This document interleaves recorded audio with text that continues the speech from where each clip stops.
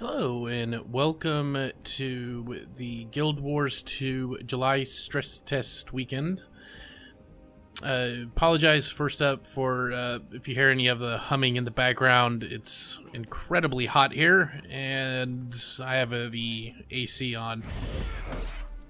Anyways, nothing new was really done or added as far as content. I think there's some stuff that may have been unlocked or whatever, but as far as the base code, again, there really wasn't a whole lot of a change.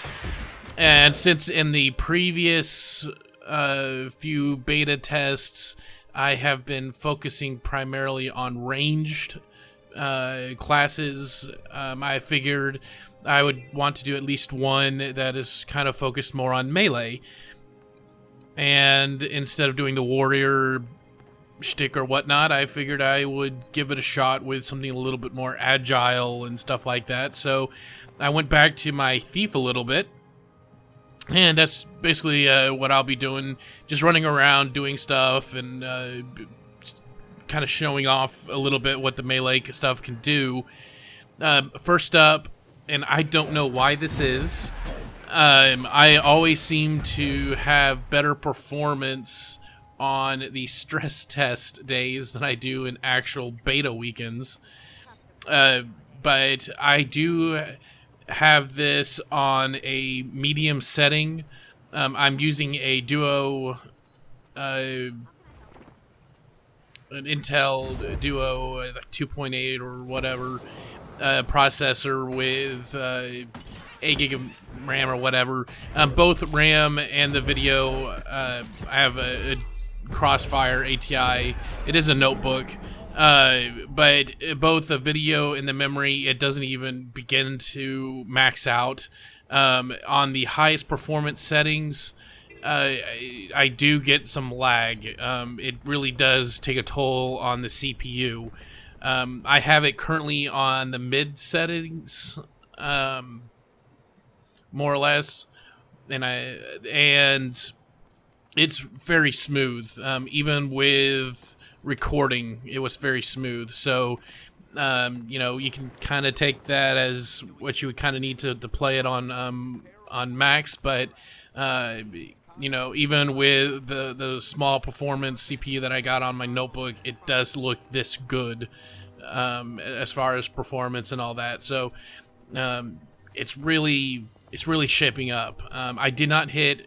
I was on pretty early, but I did not hit any stress issues or anything like that on the for the day. So it went very well. Very impressed with the just the performance improvements from the last beta weekend.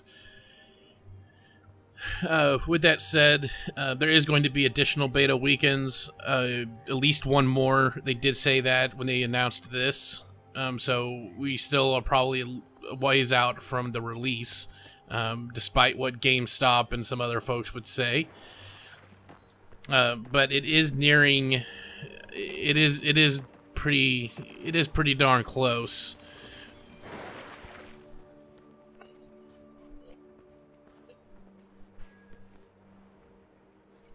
So, as for the thief goes, I know there's been a lot of discussion and things like that when it comes to the ranged versus melee.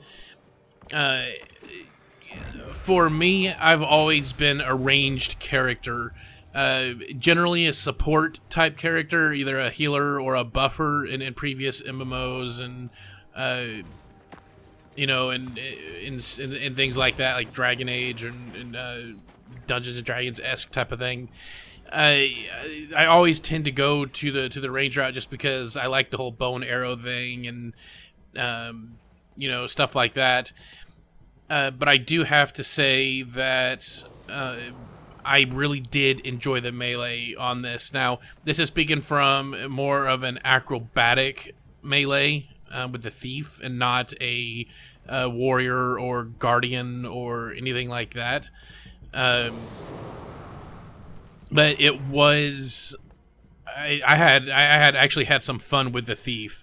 My first couple roles are going to be the thief and engineer, or not the thief, the engineer and ranger. But if I ever did want to roll a melee, the thief is probably the one that I would want to go with.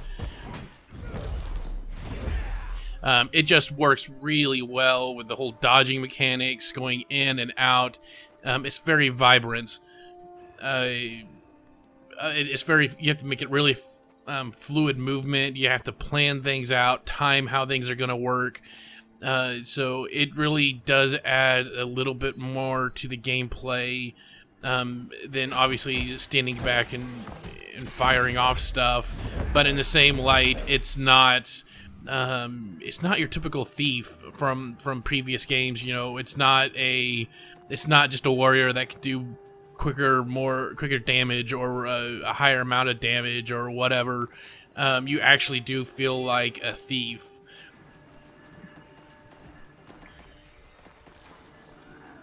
So here I am. I am in the human area.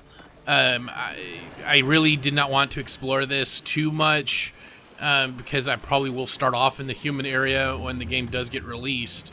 But this is just the basic starting area. I don't go too far away from this general area. And again, this is just me walking around doing stuff and finding stuff on the map.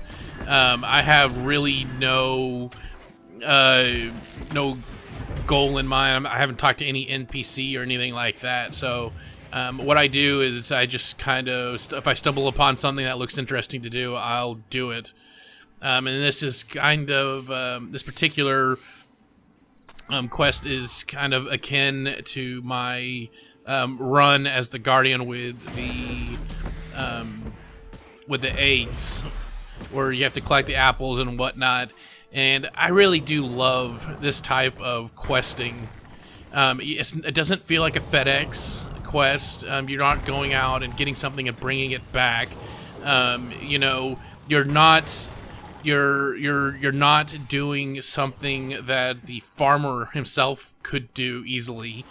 You know, fending off all the spiders and collecting. You know, you really feel like you are helping him do stuff. And you're not being, you're not. It doesn't feel like an errand boy type of event. So, it is a pretty fun little low level stuff. And this is where I'm really excited to explore some of the higher level areas to see what type of changes the quests and stuff do. I know a lot of the dungeons have a cause and effect mechanic to them. And I'm hoping there's a lot of the quests that you find later on will also have something like that.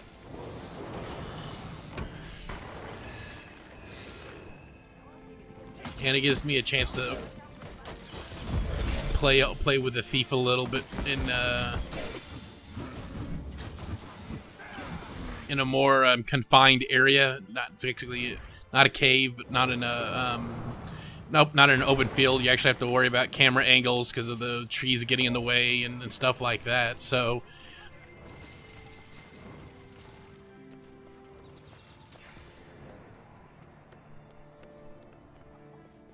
now you'll see throughout the video some of those tips that come up, like you see there, like infected with a condition and all that. This was new. I don't think it was there. I don't think it was there during the second beta week, and it might have been. I just wasn't paying attention.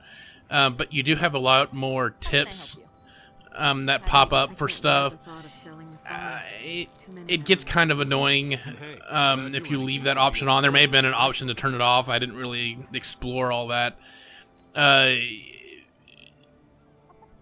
it does get a kind of annoying because they keep on popping up over and over with the same thing. You know, it's kind of like the Navi or whatever in Zelda. I guess it is helpful, but you don't need to have the same thing repeated time after time.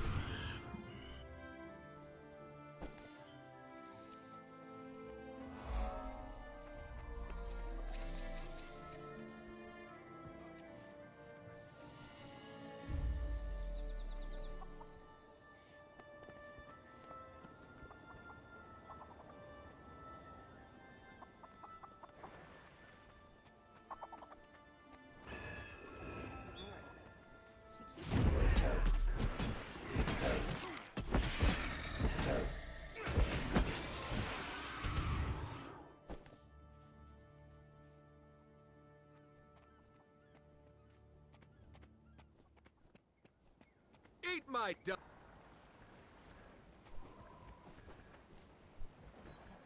And here we have kind of another quest that'll kick off here in a little bit.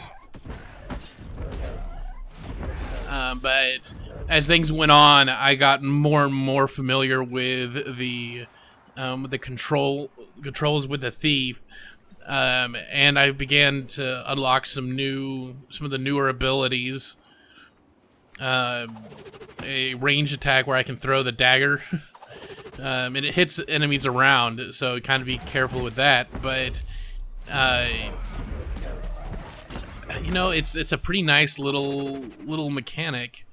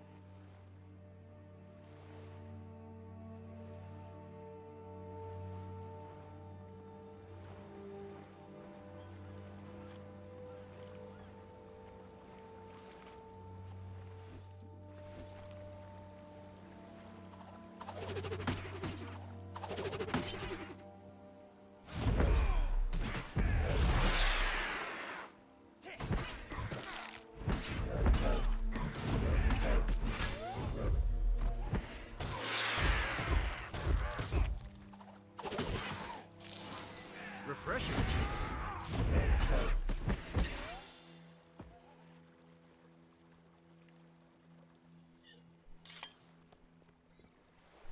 Yeah, as you can see, it's the thief. I think thief had to be probably the first class that the developers and everyone were looking at when the thought of actually the dodge mechanic and everything started entering in their mind. I think that that whole mechanic came about solely because of the thief. I mean, the class was made to show that off. And as you can see, I switched to a longsword and a dagger, which kind of reset some of my skills here, just to have a little bit of a variety to it. And I like how, though I switched my weapons and I got some new skills that I would have to eventually learn, the throwing of the dagger, that number 4, since that I still have that weapon, and although I haven't gotten to that point to unlock, it's unlocked already, which is very nice.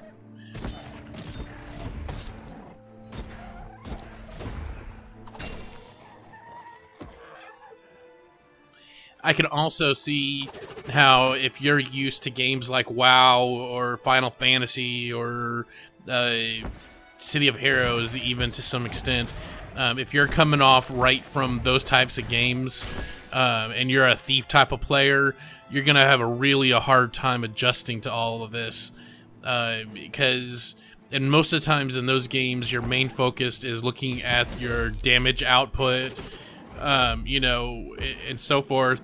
But in this Go, it's uber important to know your positioning more than your damage. That's actually a bit more important overall. And that's where a lot. I think if you go into this unprepared, you're thinking you might not really like this class. You know, to be honest, if you want to do a high damage type of a thing, like your typical thief goes, then you're probably going to want to go with either the Guardian or even the Warrior to some extent, because those classes are probably going to be more geared towards your damage output than your actual placement. I don't think that's going to matter that much when it comes to those classes. In the same light, I can see, especially when things come to player versus player or the server versus server stuff, those that actually sit down and take the time to learn how to use the thief correctly, and get comfortable with the cycle or the time cycle of your abilities and stuff like that, that it will be an incredibly fun class to play. And I found this with just about all the classes I played. This is probably one of the first MMOs that I have played that I think it will be difficult to be watching a video or, you know, doing something in addition to playing the game. I know when I was doing the WoW and Final Fantasy stuff like that, you know, it would get quite boring, and I always had to put something on, like maybe watching a YouTube video or a movie or something while I'm playing, you know, just to change things up. Here, I don't really see that. You know, maybe starting out in some of these low-level areas, but you can find yourself in some trouble in battles if you're not paying attention to where you are, and that's really a lot of the fun that comes in with the combat. That it makes you want, or it kind of forces you sort of to dedicate your attention to actually playing the game and not something else. And I think that's a pretty big leap. I have played Terra a little bit, and what I found is, yeah, it's got a dodge mechanic and a blocking mechanic, but those did seem like afterthoughts to me a little bit. I think it was more like, hey, games are starting to have this, we gotta put it in. It's great for you paying attention, but I don't think it's at least I don't feel like it's as much of a requirement to actually do in that game than it is here in Guild Wars 2. I could be totally wrong. I have seen some videos and stuff of other players who didn't dodge, or who did dodge it, and they did have a little bit of a benefit, but it just seemed more and more obvious that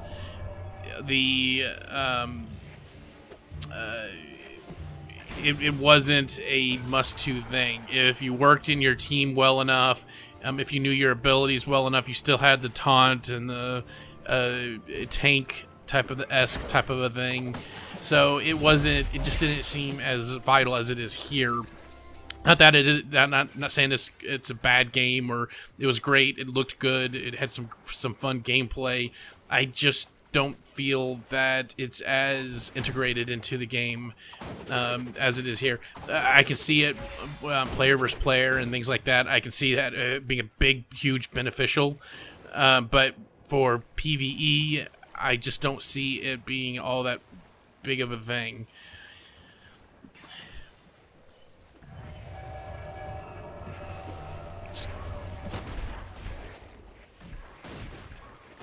I do believe there's going to be a bigger event. Will kick off here in a little bit.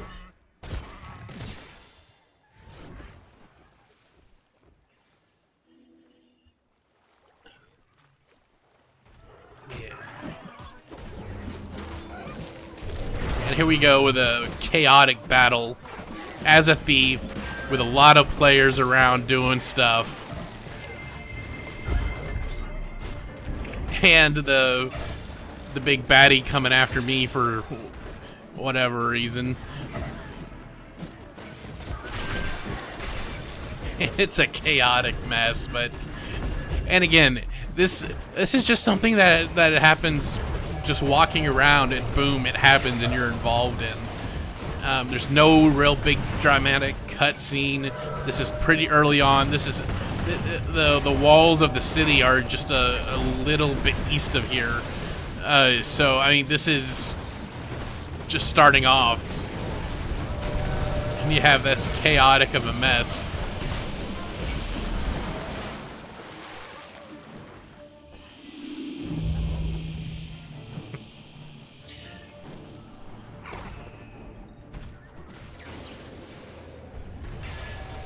And I can't wait.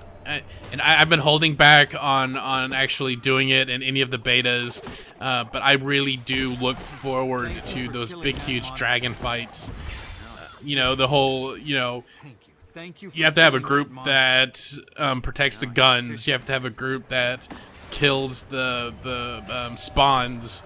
You have to have a group that actually goes up against the dragon itself. You know, you've got people to actually use the guns. So I mean, how that's gonna play out in those big, huge, epic events. You know, I'm really excited to actually see how that's gonna run. If these smaller events are any indication on how natural everyone goes into survival mode, as it were. You know, everyone taking up the responsibility that they need to. If you see someone down, I never really saw or felt when I died, or when stuff going around me, that there wasn't going to be someone. You know, there was always going to be those that would come and revive me. There weren't going to be big, huge groups of douches that would just leave you there and continue on just attacking or whatever. So I mean, everyone just seems to fall in the role that they want to, without talking to anyone or anything. It just works. Again, I can see where later on, after a few months of release, you know, I can see where if you're starting up and there's not a whole lot of players in these starting areas, this could be a little bit more boring than normal. And that's what I kind of fear about this game a little bit. You know, it's going to be great starting off, but as soon as new players or something like that really start to die down, it's going to be really difficult for newcomers, especially those that aren't going to be in a guild or anything starting off, to actually get overly all that exciting with the game. Just because you just don't have, it's going to be a while before you have those experiences where, you know, you're fighting a mob with 10 other people and everything is going nuts. So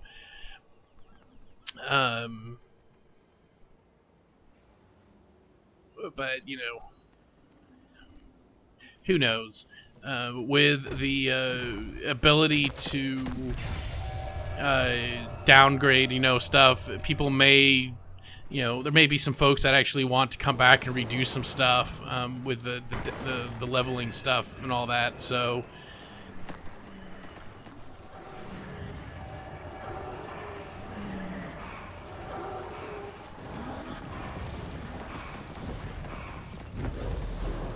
and here we have just it's a small little event, killing worms, and worms are easy for thieves and stuff. I can see where it'd be a little bit more challenging for your warriors and guardians, but the ability to dodge and quickly get in and out, I can't see worms are that big of a deal. And here I am. I didn't even know this big, huge fight was going on. I obviously there was something going on my right side of the window that I could see. But if I didn't just look to my left or right, I wouldn't have known that that was happening right there next to me.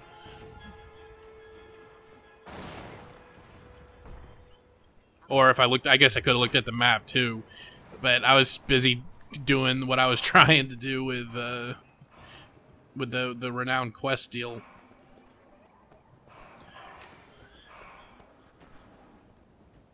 And I can see where that's where the whole dynamic system really comes into play with this game, and that's why it's a lot more revolutionary than I think a lot of people give credit for. I don't think I've ever played a game, even single player. I don't think I've really played a whole lot of games where so much content was, should we say, optional. I think that is a mechanic that has gone away from gaming for quite a while now. You know, you've got... I remember back in the day in like Baldur's Gate 2 and stuff like that, where you had X amount of time to actually go and do this quest, and if you don't do it within that time, then you can't go back and do it. You know, it's lost. You have to play it again and meet within that time frame. You know, that just seems, that's very rare in games, both online and offline. And that is what's going to keep people coming back to some of these lower levels. Is just because, you know, I don't think that there's going to be an easy way for you to actually experience everything they got in an area while you're in that level range. That's going to be very difficult. And some things could be funner than others, like this. You know, beating back the bandits. You know, not necessarily time-wise, but it's based off of their morale. That's unique. I find that to be very unique, comparatively to other games. I just don't seem to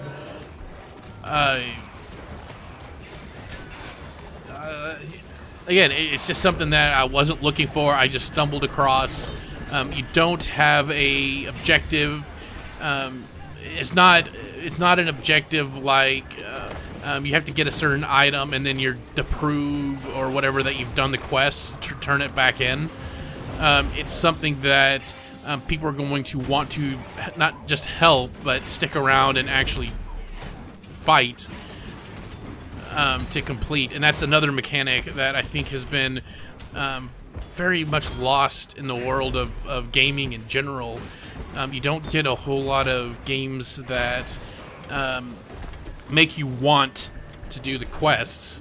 You know, there's going to be epic quests and battles and boss battles and stuff like that, but really, how many games can you think of that a simple attack and defend thing like this that made you want to stick around for the entire event and not just get the proof that you participated and then leave and never come back?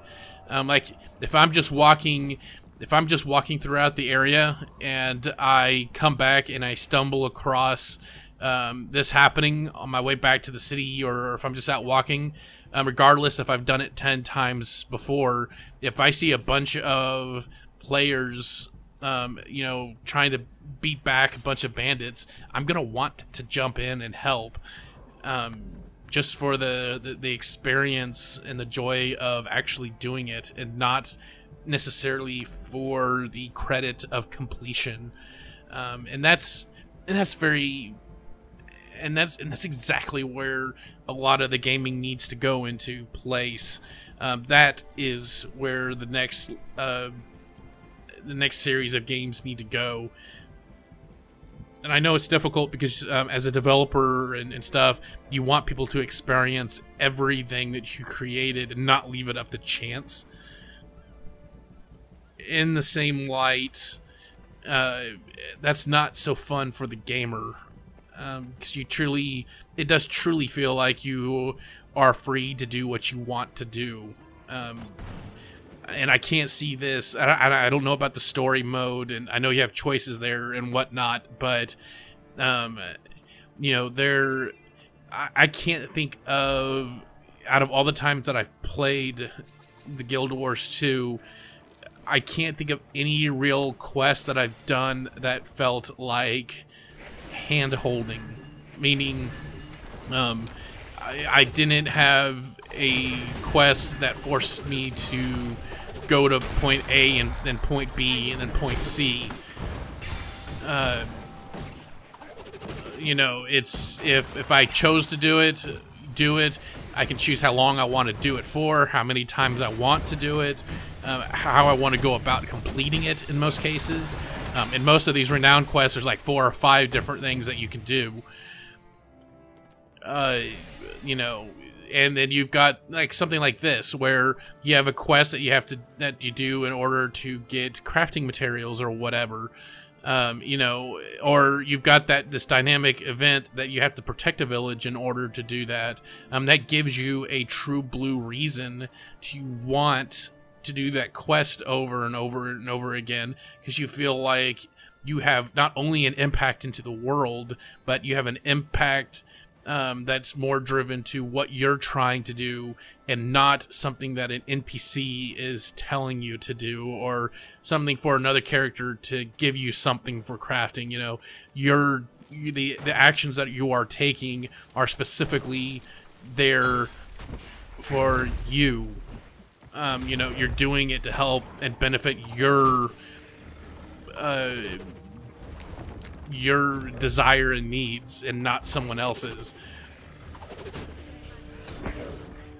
It just makes you feel like more of a, how should I say it? It makes you feel more like a hero or an adventurer or whatever, and not just a big huge errand boy.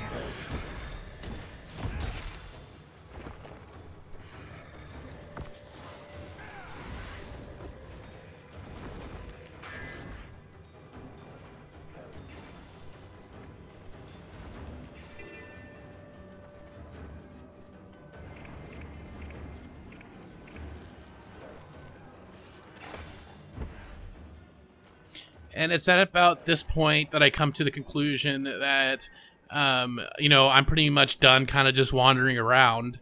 So I make it a point to actually go back to the White Citadel.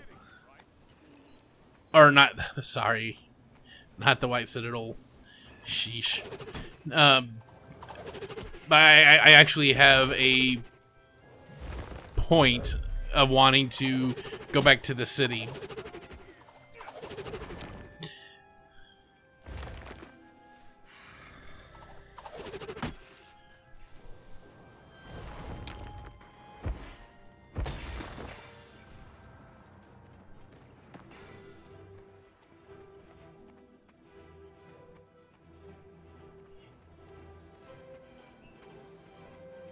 And even in doing something as simple as that, I run into an event that completely takes my intention away from actually doing what I set out to do. And again, you know, I understand the need for fast travel, and I can understand the warping systems and all that stuff. Like, you need an easy way to get from point A to point B. I get it. But you do lose a lot in the game by having fast travel and things like that. Because, you know, if you just warped everywhere, I think you're really taking away a lot of what the game intended. Because you will never run into things like this, You know, and regardless if you're at a high level and this is a beginner level, you know, something like this, at least to me, is fun. You know, it's you have a purpose in the world to defend the bridge or whatever. So you can get sidetracked a lot. I can see that. But you lose that if you're just going to be warping everywhere, and even to some extent with horses or mounts or things like that. I'm fine with having it one or the other type of a thing, and I'm fine with it actually costing money to warp. You know, that makes more sense in the long run to me, because then, you know, if people want to do it, they can, but you don't, you know, it also it keeps in mind that, hey, you know, if I want to just explore some stuff or just walking back, or, you know, it doesn't force you to lose that sense. Because if it was free, come on, I mean we know we would all, you know, we would all do it all the time. But if since there's a cost to it, most of the players would have to consciously think that, hey, do I want to spend the money and do this, or do I want to actually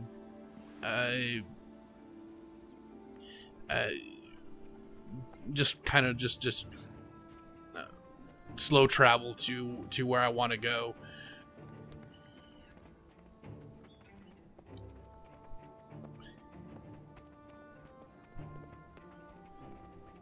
And you see that the villager waves at me. You know, I did that quest when I first started the character. So, you know, you get interaction with the NPCs if you're successful or not in previous quests, and how you go about doing that. You know, again, it's a small little touch, but how should I put it? It makes you feel like you are truly part of the world. They remember you. They thank you for what you did. You're just not another nameless warrior and whatnot. And again, this is a mechanic that isn't even there that much in the single player games. Yeah, I get it. There's some that say, oh, thank you. They just kind of repeat the same thing over and over and over again. But how many non-important NPCs would visually see just waving at you or saying thank you, or as you go by, or whatever, when you after you completed a quest for them? You know, it makes you feel kind of some gratitude for actually doing something. So that's kind of you know, it for the whole fighting and doing stuff all over the place.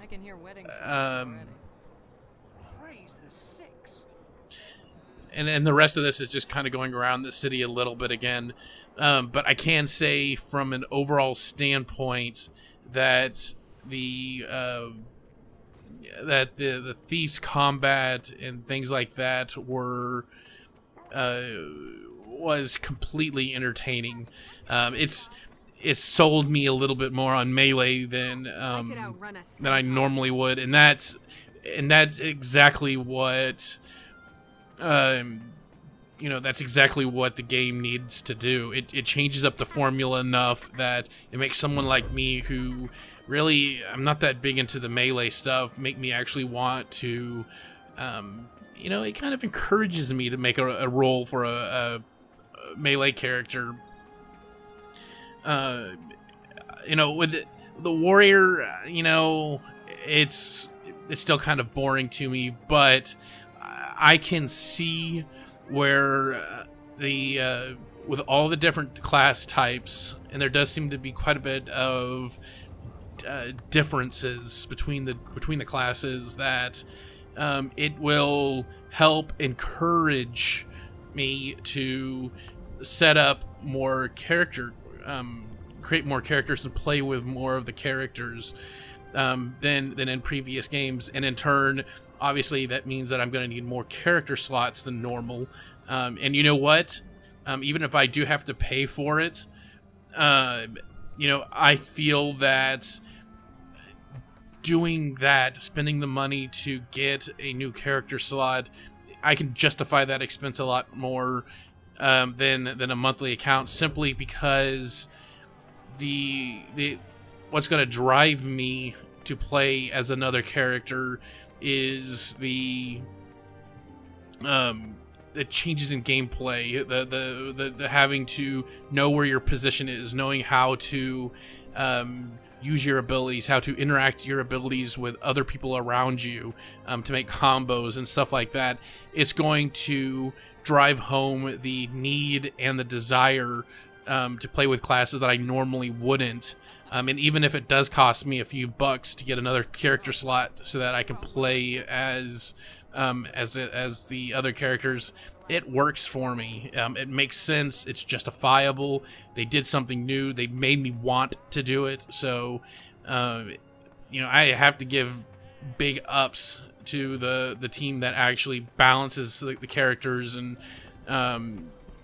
makes them feel different from each other, and not just from the characters within this game, but make them feel different from the other games out there, even different from Guild Wars 1. That's a climb that there's not a whole lot of games out there that can claim it. Again, even single player, really, can you, from things like Mass Effect or whatever, can you really feel like there's a difference between an assault and a distanced character? I mean, you're using guns. You're still the same method. You don't really have a melee option. It's just a matter of range. You have to change your gameplay and a little bit of the mechanics a little bit, but at the end of the day, it does not feel like you're playing two distinct characters. You're just playing the same character, except for one has to, stand 10 feet further back than the other. So, that's kind of, it's kind of nice. It's definitely refreshing to know that even with a thief or whatnot, it's refreshing to know that one of the concentrations, you have to concentrate on what you're trying to do. You actually have to spend the effort and time to learn what you're trying to do in order for to be successful, not just successful with the class, but to make it not seem like a grinding mechanic. Even through the 30 minutes, 40 minutes that I did with this character, regardless of the fact that I mostly just killed worms and a few drakes, I did not feel like any of it was grinding. It didn't feel like I was doing the same thing over and over again. And that is a testament, and that's exactly where a lot of the games need to go, single player and multiplayer. So I think I've harped on this enough. As kind of some closing stuff, performance was excellent. Even on high difficulty, when I'm not recording and there's not a whole lot of people around, I do get some frame rate problems. It could just be that this is a stress test, so it could have something to have done with that.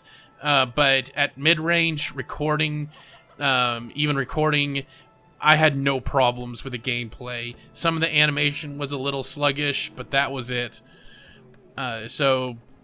It's looking really good. It's starting to look somewhat polished. And the last bit of compliments that I have to give to it is the music. I did not want to spend the money on the collector's edition just because of that. I didn't really care about all the other stuff. But I so do hope that there's actually an official soundtrack release for this, because it is awesome. You know, I could walk around the city several times over, and regardless of how exciting my surroundings are and how good that all looks, the music is just spectacular. Even out in the fields and stuff like that, it's a very nice touch. So, and that will do it for this look at Guild Wars 2. I guess catch me again at the next beta weekend. Until then, thanks for watching. God bless.